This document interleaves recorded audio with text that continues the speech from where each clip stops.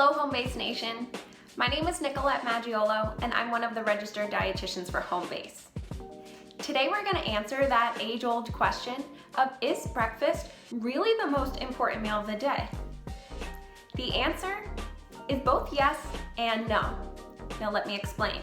Breakfast literally means break the fast, where the fast is any amount of time without food. The fast is broken regardless of how long someone went without food, maybe 8 hours, 12 hours, or longer.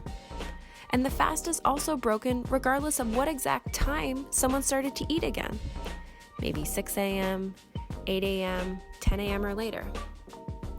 The important part is what we eat to break the fast, because what we eat is going to impact our blood sugar levels. This diagram depicts the blood sugar or blood glucose levels of two different people throughout a single day.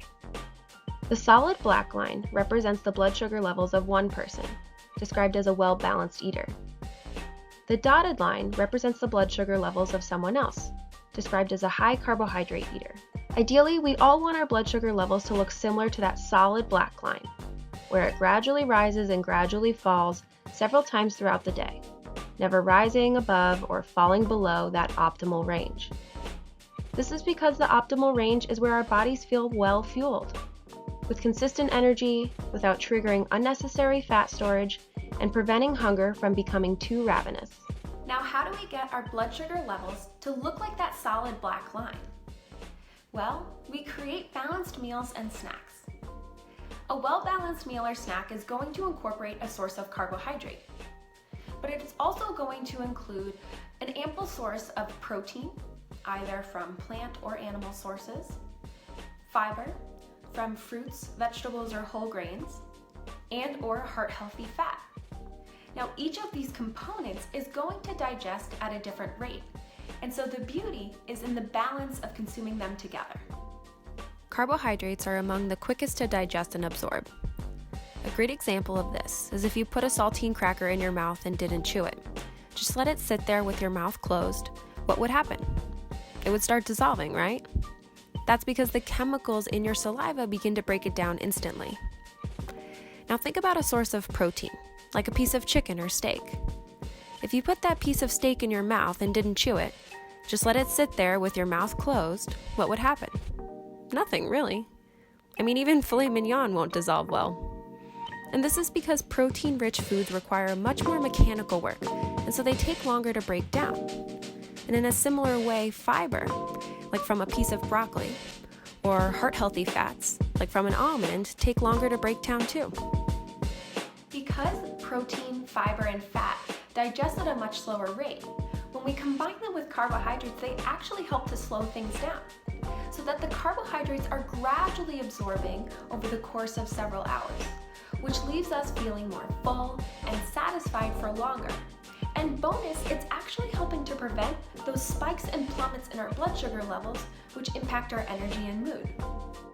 With high carbohydrate meals that lack sufficient balance from protein, fiber, and fat, we see blood sugar levels that look like the dotted black line, quick to rise above that optimal range. High blood sugars are not great for a number of reasons, one of which is that it triggers fat storage. And so our bodies compensate to get that blood sugar level back down within the normal range as quickly as possible. Unfortunately, this often leads to overshooting, and as a result, our blood sugar levels plummet into the low range. And how do we feel when our blood sugars are low? Hungry, shaky, fatigued, maybe even hard to focus? And what types of foods do we crave in those moments? Usually it's carbohydrate-rich foods. Low blood sugar levels can be dangerous. And so craving carbohydrates is actually less about willpower, and it's more about our body trying to protect itself, aka get our blood sugar levels back within that optimal range quickly. Think about this. If we were to have cravings for a balanced meal when our blood sugars were low, we wouldn't really get our blood sugar levels back to normal so quickly. And that's not really so protective, right? When we have another carbohydrate-rich meal, our blood sugar levels do get back to normal quickly, which was the goal. But unfortunately, those blood sugar levels then often continue to rise until they're high, leaving us in a similar position as we were before. And so the pattern repeats. And before we know it, our day can feel like an up and down yo-yo of energy levels, moods, and cravings. So the reason people say yes, breakfast is the most important is because it can really set the tone for the rest of our day. Now, why are people going to continue to argue that breakfast is not the most important meal of the day? Well, because every single eating opportunity is important.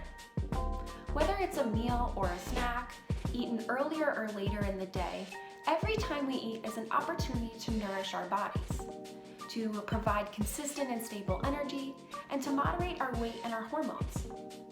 I hope this video was helpful in sort of shedding some light as to why breakfast is and is not the most important meal of the day. Thanks for joining us. Please share our content with your family and friends, and don't forget to follow us on social media at Home Based Program.